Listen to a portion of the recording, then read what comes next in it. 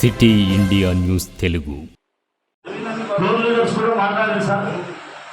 హరితహారం పైన మాట్లాడిన విషయం గురించి ఒకటి ఏంటంటే భవనాల్లో ఏం జరుగుతుంది అన్న విషయం ఉండదు తెలుసు. హరితహారం పైన ఏం జరిగిందనేది ఒకసారి మనం గుర్తుకు చేసుకుంటే 18 కోట్ల రూపాయలు పెట్టింది వాస్తవమే. మళ్ళీ అదే సేమ్ వర్క్ని రికార్డెడ్గా సేమ్ వర్క్స్ని మళ్ళీ చూపించి మున్సిపాలిటీ ఫండ్స్ నుంచి చేసిన వర్క్ని మళ్ళీ కూడా చూపించడని మన గౌరవ కోరుడు అన్న సార్ అంజయ్య గారు చెప్పడం జరిగింది. ఇది సార్ అల్పాహారం పేరిట ఎన్నెన్ని అవినీతులు జరిగినాయి, ఎక్కడెక్కడ ఏం జరిగింది. ముఖ్యంగా ఈ టెండర్ ఎవరైతే ఉందో ఈ టెండర్ ఒకే ఒక వ్యక్తికి కోట్లల్లా, ఆయన కర్నూలు వాసి, ఆయన కోట్లల్లో ఈరోజు టెండర్ ఆయనకే వస్తుంది, ఎవరికి రాదు. దాదాపు 90% వరకు ఆయనే చేసింది. బైపాస్ రోడ్లో వెళ్తుంటే చెట్లు పెట్టిన చెట్టు పెడుతుంటారు, మళ్ళీ తీస్తున్నాడు, అదే చెట్టు పెడుతుంటారు, మెయింటెనెన్స్ కింద అదే చెట్టు పెడతారు, అదే తీస్తాడు. ఆ సైడ్ బార్డర్ హెడ్ చేయడం, ఆ బార్డర్లో పెట్టే వర్క్ ఏదో ఉంటుందో ఆ 1,40,000 రూపాయలు పెట్టే చేసిండు, మళ్ళీ సైడ్ ఆ సైడ్ కాలంలో మళ్ళీ మధ్యలో చేస్తారంట వరకు. అంటే ఒక ఈత చెట్టుకు మినిమం 6,000 రూపాయలు ఉంటుంది పెంచి, దాదాపుగా ఒక 6,000 రూపాయలు ఉంది. రికార్డు నా దగ్గర ఉంది. 18,000 రూపాయలు రాసింది దానికి. ఒక పూక చెట్టు దానికి దాదాపు నాకు తెలిసి 3,000 ఉంటుంది, 6,500 రూపాయలు రాసింది. అంటే ఒకసారి గమనించాలి అసలు ఏం జరుగుతుంది. అయితే స్పేర్ పార్ట్స్ ప్రతి ప్లాంట్కి ప్లాంటేషన్ ప్రతి దానికి అధికంగా రేట్ వేసాడు. మినిమం రేట్ ఏదో మనకు తెలుసు కదా. అలాగే అది ఒక మెడికల్ కాలేజ్ వాళ్ళు మనకి ఇచ్చినది స్పాన్సర్ చేస్తే దాన్ని కూడా బిల్ శాంక్షన్ అయింది. ఎస్ఓఎస్ సంబంధించిన కాలేజ్ లైన్లో పోతుంటే కనిపిస్తుంది, ఫైర్గానే కనిపిస్తుంది మనకు.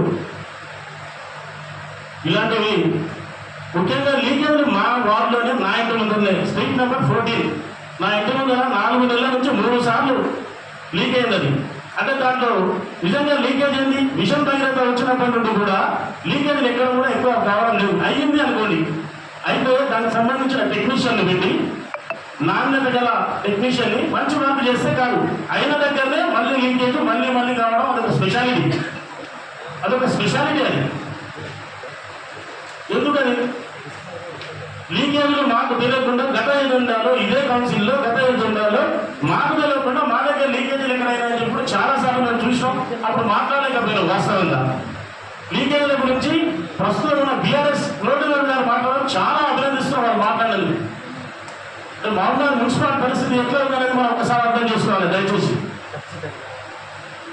ఇక్కడ కూడా ఇప్పుడున్న పరిస్థితి ఏంటంటే మా వార్డు నెంబర్ 21లో ఇంకోటి 151 సర్వే నెంబర్, అది కుంట సర్టిఫైడ్ కుంటాది, సింగరాజే కుంటాది.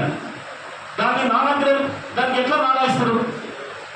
అగ్రికల్చర్ నుంచి నాన్ అగ్రికల్చర్ ఎలా మారుస్తారు? దాన్ని సర్టిఫైడ్ కుంట 151 సర్వే నెంబర్, క్రిస్టియన్పల్లి మౌలార్ అని ఉంటుంది. అది విలేజ్ మ్యాప్లో ఉంది, అన్నింటిలో ఉంది. దానికి ఎట్లా ఇస్తారు? ఏ విషయం పైన ఏ కౌన్సిలర్ కూడా ఇంత కూడా గౌరవం లేదు. ఏ విషయం గురించి కూడా ముఖ్యంగా కౌన్సిల్ వేగాల మీద రేపు ఉందంటే 18 గంటల్లో మాకు అజెండా అందుతుంది. తెల్లవారి వరకు దొంగలు కొట్టినట్టుగా సమావేశం ఏర్పాటు చేస్తారు. ఏమి దీనికి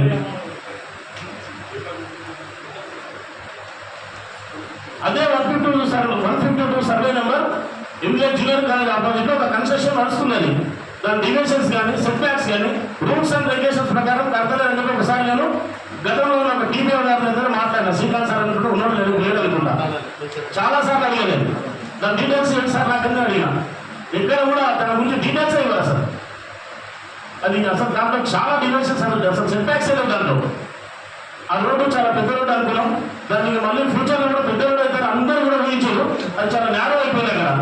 దయచేసి సార్ మేము రిక్వెస్ట్ చేస్తున్నాం, మీరు అడిషనల్ కలెక్టర్ గారు మా సమావేశానికి రావడం చాలా సంతోషం సార్.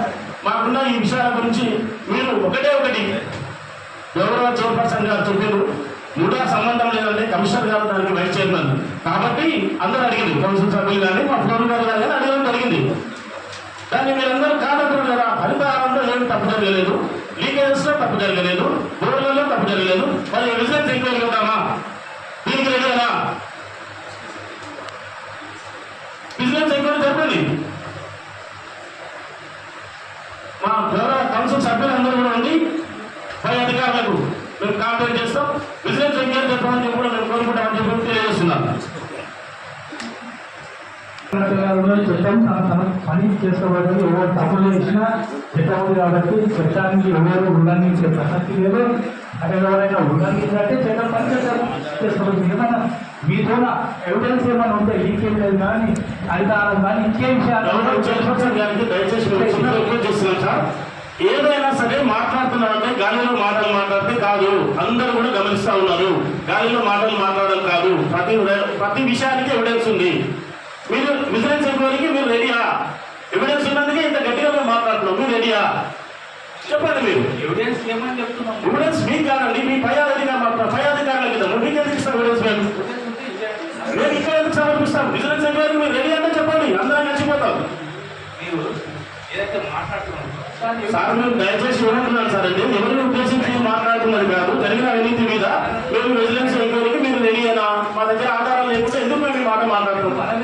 ప్రతి విషయంపైన పూర్తి అవగాహన కలిగి ప్రతి విషయంపైన పూర్తి అవగాహన కలిగి ఉంది. మా దగ్గర ప్రతి సమాచారం మా దగ్గర ఎవిడెన్స్ ఉంది. దాని గురించి మేము మాట్లాడుతున్నాం. లేని విషయం గురించి మేము ఎక్కడ చర్చిస్తాము. కాలక్షేపం చేయడం లేదు. కౌన్సిల్ చాలా విలువైనది. అందరూ కూడా చాలా ఆఫీసర్స్ వచ్చి కూర్చోలేదా కాలక్షేపం మాట్లాడే మాటలు కాదు. వాస్తవ విషయాలు కూడా ఇక్కడ మేము మాట్లాడుతున్నాం. కావాలంటే ఎవిడెన్స్ ఉంది, ఎవిడెన్స్ ముందు పెడతాం. అవునండి.